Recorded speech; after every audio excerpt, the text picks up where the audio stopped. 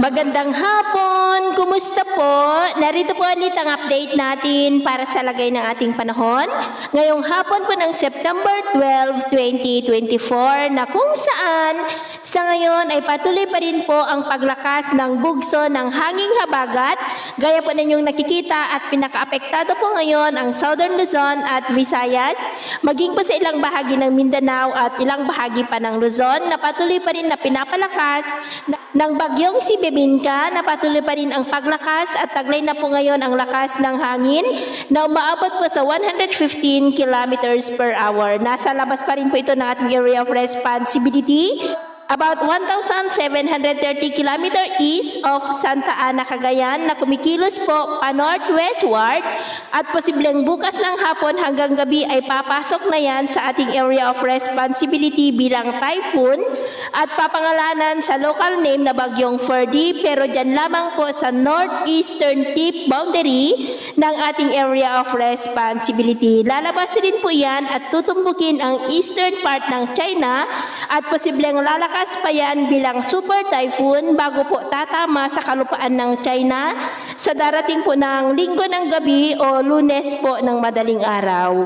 Hindi man po yan maglandfall sa ating kalupaan ay paghandaan natin ang mas lalakas pa na bugso ng habagat sa mga susunod na araw hanggang pa po sa mga susunod na linggo. Lalo na at posibleng may mga bagyo pa na mabubuo na kasunod ng bagyong si Ferdy na patuloy na magpapalakas at manghahatak pa po ng habagat.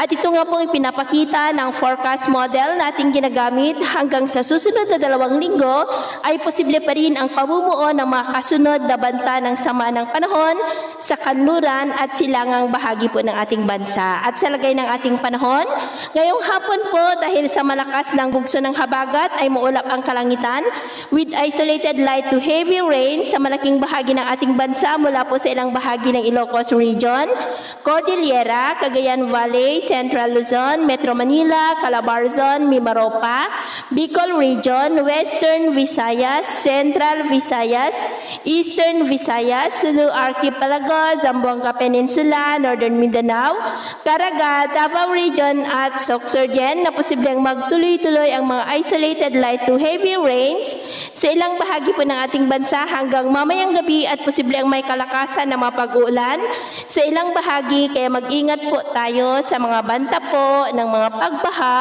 at pagguho ng lupa. At sa atin naman pong mga baybayin, iwasan na muna natin ang papalaot sa po sa baybayin ng Palawan at Western Visayas dahil ang mga alon dyan ay posibleng aabot hanggang po sa 2 to 3.5 meters height. Epekto po yan ng lumalakas ng habagat, kaya hanggat maari ay iwasan na muna natin ang papalaot sa mga nabanggit na baybayin para po mas makaiwas sa mga sakunang pangkaragatan. So ito lang latest update natin sa araw na ito. At ako po muli si James na nagsasabing sa kahit anong pagsubok po na darating sa ating buhay, huwag na huwag po tayong mawawalan ng pag-asa. Thank you and God bless.